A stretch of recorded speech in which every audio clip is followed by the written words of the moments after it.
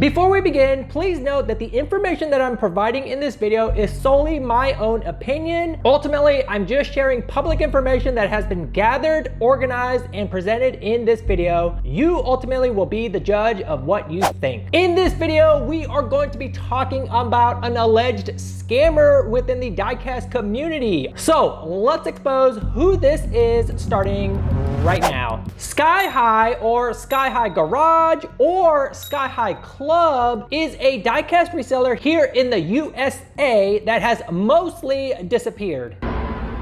For one, their website doesn't exist anymore. Second, their Facebook page does not exist either. But for some reason, here are some things that actually do still exist. They still have some presence on TikTok with their last post being shared on June of 2024. And the Instagram account is also still up with their last post from August of 2024, which is actually pretty recent. But here's where things get a little bit interesting. On the very last post they did back in August, there was a little bit of a PSA type of post being presented to the community, and it talked about the realignment of his business, the different type of strategy that he's hoping to achieve by running this new initiative with his business. But why did they have to post this? Well, let me show you. The internet is no stranger when it comes to calling people out or trying to find a good resource to understand whether or not things are legitimate or not. There are Facebook groups that vet people and businesses. There are subreddits out there that talk about different businesses and their business practices. And within these communities, you can have open discussions on pretty much any single topic. So here we have a few examples of it in real time. All Diecast Reference Checks is a Facebook group, and it's a great resource for identifying individuals or businesses to see if they're legitimate. The idea here is that people are free to ask, hey, is so-and-so legit? Has anyone bought from this person before? Or the business, of course. But here's what happens when you search Sky High. Oh, and remember that last Instagram post that they did back in August? Well, check out the comments in this post. There's almost over 100 of them.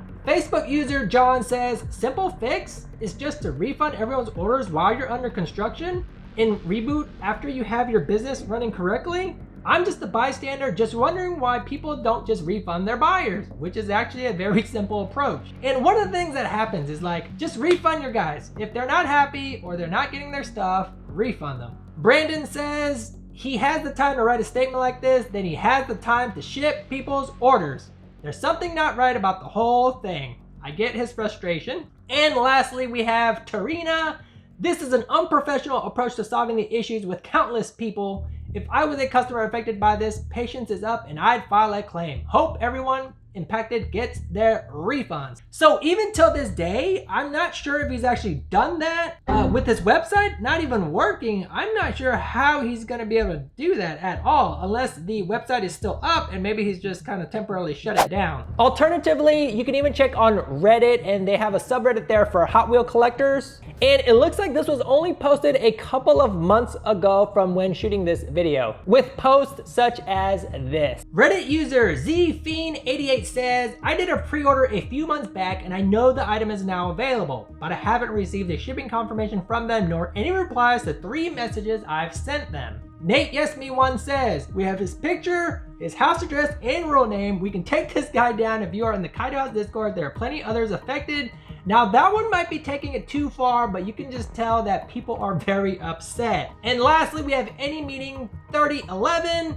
They're saying, you are not alone. I hope people can spread the word well so that no one falls into this scam. Hopefully he doesn't show his face at the convention. So that's the reason exactly for this video as well, just to bring more awareness. But as mentioned, you come to your own conclusions. Now, in their defense, I would say for being in the industry for almost 5 years now, there are some things that are outside of your control, specifically with pre-orders, and I think that's the main reason or the main thing that's probably got him burned. However, communication within the community is key and vital to making sure that you stay up to date with your customers. Doing TikTok posts or IG posts really isn't gonna get the message across, especially when your emails are stacking up and people are wanting to find out the latest and greatest. Transparency and online reputation is everything these days. And it will make or break your business sometimes, especially if you have a bad rep. But it's absolutely critical that your customers, whether they're new or old,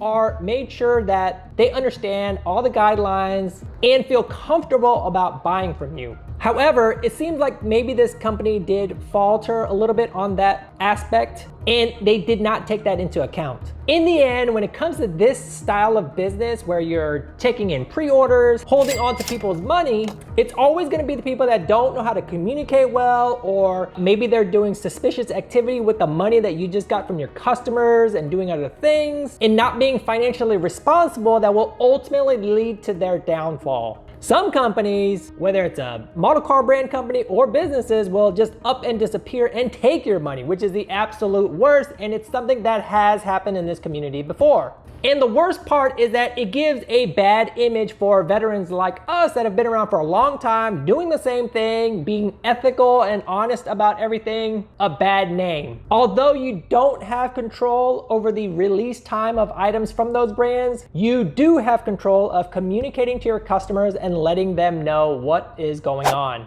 I mean, to a certain degree, you could say I'm a testament because I've been doing this for 5 years. I've maintained a pretty much very close to 5-star rating with almost over 400 reviews. If people were worried about pre-order times and things like that, I don't think I would have survived this long. You just gotta play your cards right.